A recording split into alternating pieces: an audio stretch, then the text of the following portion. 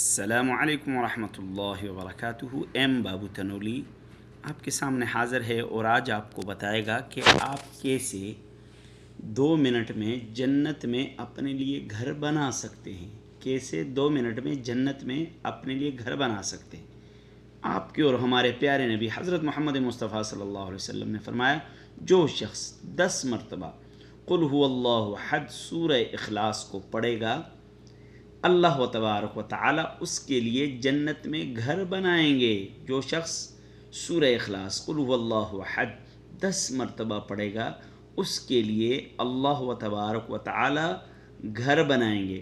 تو آئیے اس ویڈیو کو زیادہ سے زیادہ شیئر کریں، زیادہ سے زیادہ اس کو دوسروں تک پہنچائیں۔